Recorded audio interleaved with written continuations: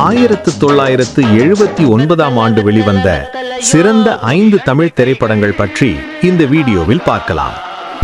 இந்த லிஸ்ட்ல 5வது இடத்துல சிவகுமார், தீபா, ஜெயச்சந்திரன் மற்றும் பலர் நடித்த நடிகர் சிவகுமார் அவர்களின் 100வது படமான ரோசாப்பூ ரவிக்கைக்காரி.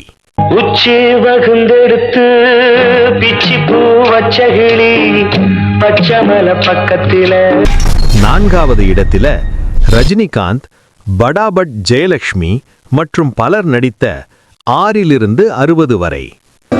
வாழ்க்கையே வேஷம், இதில் பாசம் என்ன நேசம்.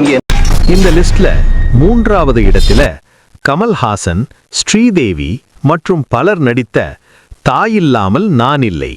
நடிகனின் காதலி நாடகம் ஏனடி ஆடலி பாடலி.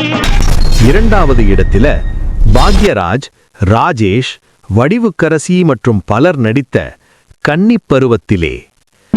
பட்டு வண்ண ரோசாவா பார்த்த கண்ணு மூடாதா பாசம் என்னும். இந்த லிஸ்ட்ல முதல் இடத்தில நடிகர் திலகம், சிவாஜி கணேசன், KR விஜயா, ஸ்ரீபிரியா மற்றும் பலர் நடித்த நடிகர் திலகம், சிவாஜி கணேசன் அவர்களின் 200வது படமான திரிசூலம்.